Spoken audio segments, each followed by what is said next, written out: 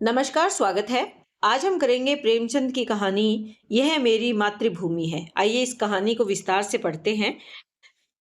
आज पूरे 60 वर्ष के बाद मुझे मातृभूमि प्यारी मातृभूमि के दर्शन प्राप्त हुए हैं। जिस समय मैं अपने प्यारे देश से विदा हुआ था और भाग्य मुझे पश्चिम की ओर ले चला था, उस समय मैं पूर्ण युवा था। यहाँ पर किसके माध्यम से इस कहानी का वर्णन किया गया है? स्वयं नायक के माध्यम से, जो कितने वर्ष का है? 60 वर्ष का है। कहाँ पर रहता है ये? भारत भूमि को छोड़कर कहाँ रहने के लिए ये गया हुआ है? अमेरिका गया हुआ है। यानी पश्चिम की ओर ले चली। कहाँ चला गया था ये? पश्चिम की ओर, अमेरिका चला गया था। ये बात आप ध्यान में रखें कि कहानी मुंशी प्रेमचंद जी की 1908 की रचना है। जो सोजे वतन, जो इनका कहानी संग्रह है, उसमें इस कहानी को लिखा गया था। तब ये उर्दू में लिखी गई थी, लेकिन बाद में इसका हिंदी रूपांतरण किया गया। किस नाम से? यह मेरी मातृभूमि है।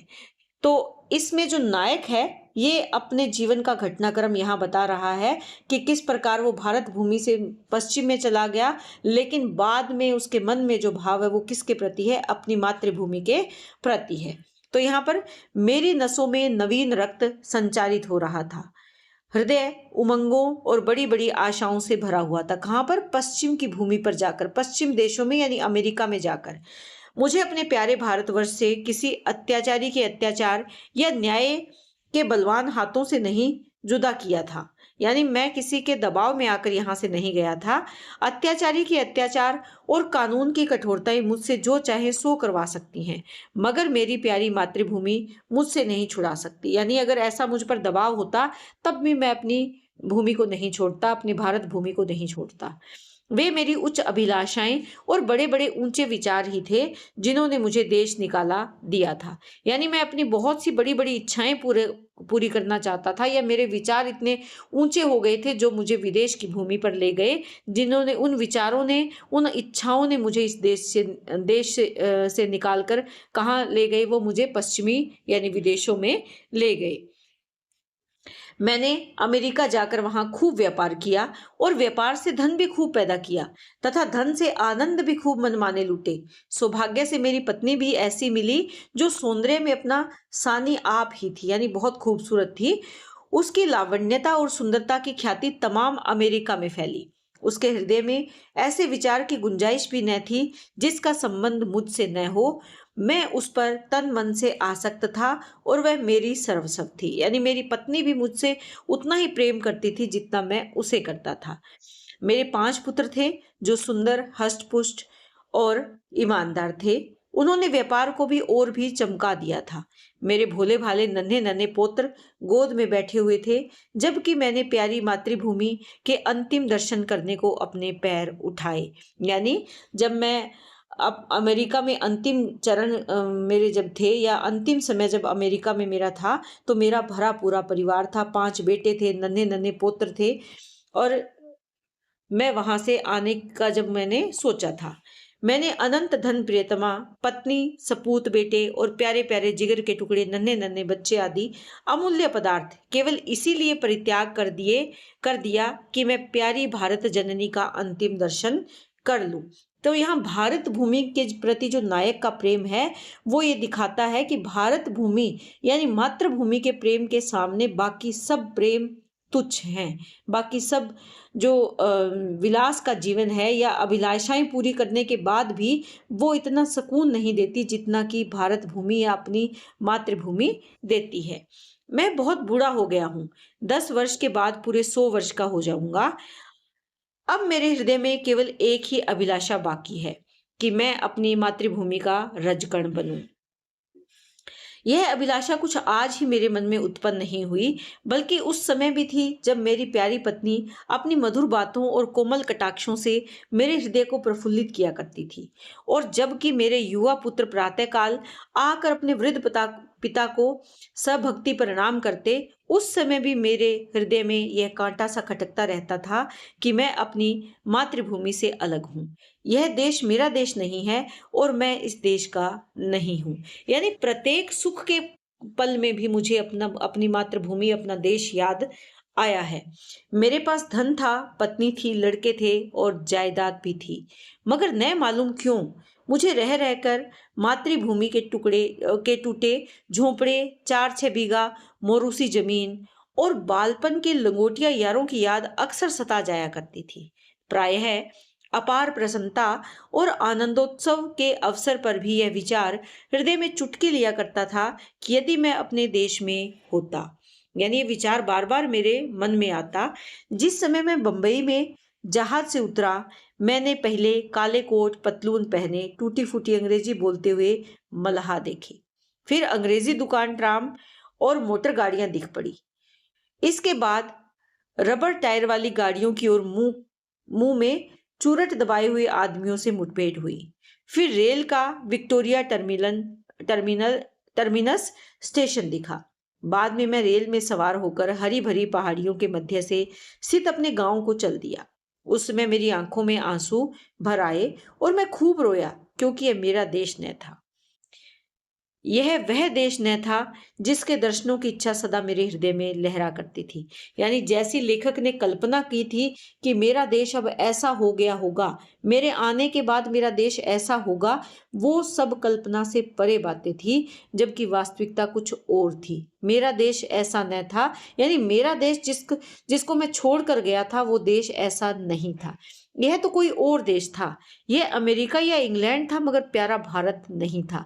क्योंकि यहाँ पर जो चीजें दिखाई गई है, चाहे वो अंग्रेजी दुकान ट्राम है या मोटर गाड़ियां हैं, टूटी फूटी अंग्रेजी बोलते हुए लोग हैं, काले कोट पतलूने पहने हैं, ये भारत की पहचान नहीं, ये पाश्चात्य सभ्यता का प्रभाव है। रेलगाड़ी जंगलों, पहाड़ों, नदियों और मैदानों को पार करती हुई मेरे प्यारे गांव के निकट पहुंची, जो किसी समय में फूल, पत्तों और फलों की बहुतायत तथा नदी नालों की अधिकता से स्वर्ग की होड़ कर रहा था। यानी स्वर्ग जैसा मेरा गांव था। मैं उस गाड़ी से उतरा तो मेरा हृदय बांसों उछल रहा था। अब अपना प्यारा घर देखूंगा, अपने बालपन के प्यारे साथियों से मिलूंगा। मैं इस समय बिल्कुल भूल गया था कि मैं 90 वर्ष का बूढ़ा हूँ। प्रारंभ में हमने एक जगह जहां से शुरू होती है वहां 60 वर्ष का बूढ़ा दिखाया है। हो सकता है यहाँ वहां कुछ टाइपिंग मिस्टेक हो, तो यहाँ आप ध्यान में रखें कि वो कहता है कि मैं 90 वर्ष का बूढ़ा हूँ। जो मैं गाँव के निकट आता था, मेरे पग शिगर शिगर उठते थे और हृदय में अकथनीय आनंद का स्रोत उमड़ रहा था। यानी वो आनंद, वो सुख मैं भावों को कथनों के माध्यम से या शब्दों के माध्यम से अभिव्यक्त नहीं कर पा रहा था। प्रत्येक वस्तु पर आंखें फाड़ फाड़ कर दृष्टि डालता। आह, यह वही नाला है जिसमें हम रोज घोड़े नहलाते थे और स्वयं भी डुबकियां लगाते थे, किंतु अब उसके दोनों ओर कांटेदार तार लगे हुए थे। सामने एक बंगला था जिसमें 2 अंग्रेज बंदूक लिए इधर उधर ताक रहे थे। नाले में नहाने की सख्त मनाही थी। गांव में गया और निगाहें बालपन के साथियों को खोजने लगी, किंतु शोक, वे सब के सब मृत्यु के ग्रास हो चुके थे।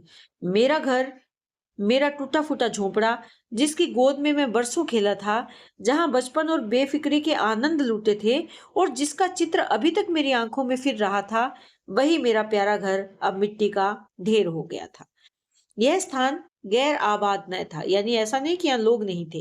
सैकड़ों आदमी चलते चलते दृष्टि आते थे और अदालत, कचहरी और थाना पुलिस की बातें कर रहे थे। उनके मुखों से चिंता, निर्जीवता और उदासी प्रदर्शित होती थी और वे अब सांसारिक चिंताओं से व्यथित यानी दुखी मालूम होते थे। मेरे साथियों के समान हृष्ट पुष्ट बलवान लाल चेहरे वाले नवयुवक कहीं न देख पड़ते थे। यानी ये लोग अब वैसे नहीं थे जैसी मैंने कल्पना की थी। यानी वासियों के रहन सहन में फर्क आ गया था। अंग्रेजों की गुलामी ने उनके जीवन की खुशियों को छीन लिया था और उसी का दंश वो झेल रहे थे। उस अखाड़े के स्थान पर जिसकी जड़ मेरे हाथों ने डाली थी, अब एक टूटा फूटा स्कूल था। यानी कभी जहां अखाड़ा था, वहां पर आज एक स्कूल ने वो जगह ले ली थी। उसमें दुर्बल, कमजोर, कांतिहीन, रोगियों की सूरत वाले बालक फटे कपड़े पहने बैठे ऊँग रहे थे। यानी बालकों की स्थिति दयनीय थी। उनको देखकर सहसा मेरे मुख से निकल पड़ा कि नहीं नहीं, यह मेरा प्यारा देश नहीं है। यह देश देखने में इतनी दूर से नहीं आया हूं। यह मेरा प्यारा भारतवर्ष नहीं है। यानी उसको देखकर लगता है कि ये मेरा देश नहीं है। क्योंकि ऐसी तो उसने कल्पना भी नहीं की थी। बरगद के पेड़ की ओर मैं दौड़ा, जिसकी सुहानी छाया में मैंने बचपन के आनंद उड़ाए थे, और जो हमारे छुटपन का क्रीड़ा स्थल और युवावस्था का सुखप्रद वास स्थल था। यानी जब हम बचपन में वहां खेला करते थे और युवावस्था में हम वहां पर सुख से वास करते थे। आह! इस प्यारे बरगद को देखते ही हृदय पर एक बड़ा आघात पहुंचा और दिल में महान शोक यानी दुख उत्पन्न हुआ। उसे देखकर ऐसी दुखदायक तथा हृदय विदारक स्मृतियां ताजी हो गई कि घंटों पृथ्वी पर बैठे बैठे मैं आंसू बहाता रहा। यानी उस बरगद के पेड़ को देखकर बहुत सी बातें लेखक को याद आई जो उसको दुख दे रही थी। हाँ, यही बरगद है जिसकी डालों पर चढ़कर मैं फुनगियों तक यानी कोंपलों तक पहुंचता था, और जिसकी जटाएं हमारा झूला थी। यानी उनके जटाओं को पकड़कर हम झूलते थे, जिसके फल हमें सारे संसार की मिठाइयों से अधिक स्वादिष्ट मालूम होते थे। मेरे गले में बाहें डालकर खेलने वाले लंगोटिया यार जो कभी रूठते थे कभी मनाते थे, कहाँ गए? हाय, बिना घर बार का मुसाफिर, अब क्या अकेला ही हूं? क्या मेरा कोई भी साथी नहीं है? इस बरगद के निकट अब थाना था और बरगद के नीचे लाल साफा बांधे बैठा था। उसके आसपास 10-20 लाल पगड़ी वाले करबद्ध बैठे थे। वहां फटे पुराने कपड़े पहने दुर्भिक्षग्रस्त पुरुष, जिस पर अभी चाबुकों की बौछार हुई थी, पड़ा सिसक रहा था। एक बुरी अवस्था का जो व्यक्ति है वो वहां उस पर, क्योंकि चाबुक बरसाए गए थे, जो वहां लाल पगड़ी पहने बैठे थे, उन्होंने, थाना था तो थाना यानी वहां पुलिस थी, और उन्होंने उस पर चाबुक बरसाए थे या चाबुक मारे थे। मुझे ध्यान आया कि यह मेरा प्यारा देश नहीं, कोई और देश है। यह यूरोप है, अमेरिका है, मगर मेरी प्यारी मातृभूमि नहीं है, कदापि नहीं। लेखक यहाँ पर नायक के माध्यम से उन सब परिस्थितियों का चित्रण कर रहे हैं जो उस समय भारतवर्ष में थी, और नायक बार बार यही कह रहा है कि ये मेरा प्यारा भारत देश नहीं है जिसके लिए मैं वापस आया हूँ। इधर से निराश होकर मैं उस चौपाल की ओर चला जहां शाम के वक्त पिताजी गांव के अन्य बुजुर्गों के साथ हुक्का पीते और हंसी कह कहे उड़ाते थे। हम भी उस टाट के बिछोने पर कलाबाजियां खाया करते थे। कभी कभी वहां पंचायत भी बैठती थी, जिसके सरपंच सदा पिताजी ही हुआ करते थे। इसी चौपाल के पास एक गौशाला थी जहां गांव भर की गायें रखी जाती थी, और बछड़ों के साथ हम यहीं किलोले किया करते थे। शौक कि अब उस चौपाल का पता तक न था। वहां अब गांव में टीका लगाने की चौकी और डाक खाना बन गया था। उस समय इसी चौपाल से लगा एक कोल्हवाड़ा था जहां जाड़े के दिनों में ईख पेरी जाती थी, यानी कोल्लू था जहां ईख पेरी जाती थी, यानी गन्ने से गुड़ बनाया जाता था, और गुड़ की सुगंध से मस्तिष्क पूर्ण हो जाता था। हम और हमारे साथी वहां गंडरियों के लिए बैठे रहते, और गंडरिया करने वाले मजदूरों के हस्त लाघव को देखकर आश्चर्य किया करते थे। जो गन्ने को काटने वाले वहां बैठे होते थे, वहां हजारों बार मैंने कच्चा रस और पक्का दूध मिलाकर पिया था, और वहां आसपास के घरों की स्त्रियां और बालक अपने अपने घड़े लेकर आते थे और उनमें रस भरकर ले जाते थे। शोक यानी दुख है कि वे कोल्हू अब तक ज्यों के त्यों खड़े थे, किंतु कोल्हवाड़ा की जगह पर अब एक सन लपेटने वाली मशीन लगी थी, और उसके सामने एक तंबोली और सिगरेट वाले की दुकान थी। इन हृदय विदारक दृश्यों को देखकर मैंने दुखी हृदय से एक आदमी से, जो देखने में सभ्य मालूम होता था, पूछा, महाशय, मैं एक परदेसी यात्री हूँ, रात भर लेट रहने की मुझे आज्ञा दीजिएगा। इस आदमी ने मुझे सिर से पैर तक गहरी दृष्टि से देखा। यानी जब नायक रात भर रुकने के लिए उससे जगह पूछता है, जगह मांगता है, तो वो उसे हैरानी से देखता है और कहता है कि आगे जाओ, यहाँ जगह नहीं है। मैं आगे गया और वहां से भी यही उत्तर मिला, आगे जाओ। 5वीं बार एक सज्जन से स्थान मांगने पर उन्होंने एक मुट्ठी चने मेरे हाथ में रख दिए। चने मेरे हाथ से छूट पड़े और नेत्रों से अविरल यानी लगातार अश्रुधारा बहने लगी। मुख से सहसा निकल पड़ा कि हाय, यह मेरा देश नहीं है, यह कोई और देश है। यह हमारा अतिथि सत्कारी प्यारा भारत नहीं, कदापि नहीं। यानी भारतवर्ष की परंपरा क्या थी? अतिथि का सत्कार करना। जबकि मैं यहाँ अतिथि के रूप में आया हूँ, लेकिन कोई मेरे साथ प्यार प्रेम से बोल नहीं रहा, मुझे रहने को जगह नहीं दे रहा। मैंने एक सिगरेट की डिबिया खरीदी और एक सुनसान जगह पर बैठकर सिगरेट पीते हुए पूर्व समय को याद करने लगा कि अचानक मुझे धर्मशाला का स्मरण हो आया, जो मेरे विदेश जाते समय बन रही थी। मैं उस ओर लपका कि रात किसी प्रकार वहीं काट लूं, मगर शोक शोक महान शोक, और भी ज्यादा दुख की बात है। धर्मशाला ज्यों की त्यों खड़ी थी, किंतु उसमें गरीब यात्रियों के टिकने यानी ठहरने के लिए स्थान न था। मदिरा दुराचार जो धूर्त लोग थे, उन्होंने उसे अपना घर बना रखा था। यह दशा देखकर विवशतः मेरे हृदय से एक सर्द आह निकली, एक ठंडी आह निकली, और मैं जोर से चिल्ला उठा कि नहीं नहीं नहीं, और 1000 बार नहीं, यह मेरा प्यारा भारतवर्ष या भारत नहीं है। यह कोई और देश है, यह यूरोप है, अमेरिका है, मगर भारत कदापि नहीं है।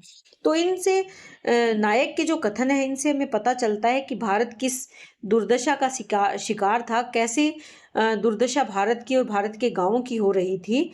ऐसे में जो नायक कहता है कि मेरा देश ही नहीं है, मेरा देश ऐसा नहीं था जिसके लिए मैं वापस आया हूँ। अंधेरी रात थी। गिदड़ और कुत्ते अपने अपने कर्कश स्वर में उच्चारण कर रहे थे। मैं अपना दुखित हृदय लेकर उसी नाले के किनारे जाकर बैठ गया और सोचने लगा, अब क्या करूं? फिर अपने पुत्रों के पास लौट जाऊं और अपना यह शरीर अमेरिका की मिट्टी में मिलाऊं। अब तक मेरी मातृभूमि भी, मैं विदेश में जरूर था, किंतु मुझे अपने प्यारे देश की याद बनी थी। पर अब मैं देश विहीन हूं, मेरा कोई देश ही नहीं है, मेरा कोई देश नहीं। इसी सोच विचार से मैं बहुत देर तक घुटनों पर सिर रखे मौन रहा। रात्रि नेत्रों में ही व्यतीत की। घंटे वाले ने 3 बजाए और किसी के गाने का शब्द कानों में आया, यानी सुबह के 3 बज गए थे और किसी के गाने की आवाज आई। हृदय गदगद हो गया और हो गया कि यह तो देश का ही राग है, यह तो मातृभूमि का ही स्वर है। मैं तुरंत उठ खड़ा हुआ और क्या देखता हूँ कि 15-20 वृद्धा स्त्रियां सफेद धोतियां पहने, हाथों में लोटे लिए स्नान को जा रही हैं और गाती जाती हैं, हमारे प्रभु अवगुण चित न धरो, कि हे मेरे प्रभु, मेरे अवगुणों को आप अपने हृदय में धारण ना करो। मैं इस गीत को सुनकर तन्मय हो ही रहा था कि इतने में मुझे बहुत से आदमियों के बोलचाल की सुन पड़ी। आवाजें आई। उनमें से कुछ लोग हाथों में पीतल के कमंडलू लिए, कुछ शिव शिव, हर हर, गंगे गंगे, नारायण नारायण आदि शब्द बोलते हुए चले जाते थे। आनंददायक और प्रभावोत्पादक राग से मेरे हृदय पर जो प्रभाव हुआ उसका वर्णन कठिन है, यानी वो सुखदायक लगा। मैंने अमेरिका की चंचल से चंचल और प्रसन्न से प्रसन्न चित्त वाली लावण्यवती स्त्रियों का आलाप सुना था, यानी उनका गाना या उनका आलाप सुना था। सहर्षों बाद उनके जीवा से प्रेम और प्यार के शब्द सुने थे। हृदयाकर्षक वचनों का आनंद उठाया था। मैंने सुरीले पक्षियों का चहचहाना भी सुना था, किंतु जो आनंद, जो मजा, जो सुख मुझे इस राग में आया, वह मुझे जीवन में कभी प्राप्त नहीं हुआ। मैंने खुद गुनगुना कर गाया, हमारे प्रभु अवगुण चित न धरो। मेरे हृदय में फिर उत्साह आया कि ये तो मेरे प्यारे देश की ही बातें हैं। आनंदातिरेक, यानी आनंद का कोई और छोर नहीं था। उससे मेरा हृदय आनंद में हो गया। मैं भी इन आदमियों के साथ हो लिया और 6 मील तक पहाड़ी मार्ग पार करके उसी नदी के किनारे पहुंचा जिसका नाम पतित पावनी है, जिसकी लहरों में डुबकी लगाना और जिसकी गोद में मरना प्रत्येक हिंदू अपना परम सौभाग्य समझता है। ये नदी कौन है? गंगा है। पतित पावनी भागीरथी गंगा मेरे प्यारे गांव से 6-7 मील पर बहती थी। किसी समय में घोड़े पर चढ़कर गंगा माता के दर्शनों की लालसा मेरे हृदय में सदा रहती थी। यहाँ मैंने हजारों मनुष्यों को इस ठंडे पानी में डुबकी लगाते हुए देखा। कुछ लोग बालू पर बैठे गायत्री मंत्र जप रहे थे, कुछ लोग हवन करने में संलग्न थे, कुछ माथे पर तिलक लगा रहे थे और कुछ लोग सहस्वर वेद मंत्र पढ़ रहे थे। मेरा हृदय फिर उत्साहित हुआ और मैं जोर जोर से कह उठा, हाँ हाँ, यही मेरा प्यारा देश है, यही मेरी पवित्र मातृभूमि है और यही मेरा सर्वश्रेष्ठ भारत है। और इसी के दर्शनों की मेरी उत्कट इच्छा थी तथा इसी की पवित्र धूलि के कण बनने की मेरी प्रबल अभिलाषा थी। यानी यहाँ पर जो भारतीय सभ्यता, संस्कृति, धर्म, वो सब यहाँ नायक को मिला, तो इसलिए नायक को लगा, मन में उसके फिर से ये विचार आया कि नहीं, यही मेरी भूमि है, यही मेरी मातृभूमि है। मैं विशेष आनंद में मग्न था। मैंने अपना पुराना कोट और पतलून उतार कर फेंक दिया और गंगा माता की गोद में जा गिरा, जैसे कोई भोला भाला बालक दिन भर निर्दय लोगों के साथ रहने के बाद संध्या को अपनी प्यारी माता की गोद में दौड़कर चला आए और उसकी छाती से लिपट जाए। हाँ, अब मैं अपने देश में हूँ। यह मेरी प्यारी मातृभूमि है। ये लोग मेरे भाई हैं और गंगा मेरी माता है। मैंने ठीक गंगा के किनारे एक छोटी सी कुटी बना ली है। अब मुझे सिवा राम नाम जपने की और कोई काम नहीं। मैं नित्य प्रातः सायं गंगा स्नान करता हूँ। मेरी प्रबल इच्छा है कि इसी स्थान पर मेरे प्राण निकलें और मेरी अस्थियां गंगा माता की लहरों की भेंट हो। मेरी स्त्री और मेरे पुत्र बार बार बुलाते हैं, मगर अब मैं ये गंगा माता का तट और अपना प्यारा देश छोड़कर वहां नहीं जा सकता। अपनी मिट्टी गंगा जी को ही सौंपूंगा, यानी मैं अपने शरीर को गंगा में ही मिला दूंगा। अब संसार की कोई आकांक्षा मुझे इस स्थान से नहीं हटा सकती, क्योंकि मेरा प्यारा देश है और यही प्यारी मातृभूमि है। बस मेरी उत्कट इच्छा यही है कि मैं अपनी प्यारी मातृभूमि में ही अपने प्राण विसर्जन करूं, यानी यही मुझे मृत्यु प्राप्त हो जाए। तो इस प्रकार से इस कहानी के माध्यम से प्रेमचंद जी ने भारतवासियों के मन में अपनी भूमि के प्रति, अपने देश के प्रति, अपनी संस्कृति, अपने धर्म के प्रति जो भाव होना चाहिए, उस भाव को जागृत करने का प्रयास किया है, जो तत्कालीन समय की आवश्यकता थी। उस समय हमें भारत को आज़ाद करवाना था, अंग्रेज़ों की गुलामी की जंजीरों को तोड़ना था, और उस मुक्ति के लिए बहुत ज़रूरी था कि भारतवासी अपनी देश, अपनी सभ्यता, अपनी धर्म, अपनी संस्कृति से प्रेम करें। तो उम्मीद करती हूँ कि कहानी आपको अच्छे से समझ में आई होगी। इसके बाद इसका दूसरा वीडियो और डालूंगी, जिसमें इस कहानी से जुड़े हुए जो मुख्य बातें हैं, जो देश प्रेम से इस कहानी को जोड़ती है, वो मैं उसमें शामिल करूंगी। तो इसी तरह चैनल से जुड़े रहें। बहुत बहुत धन्यवाद।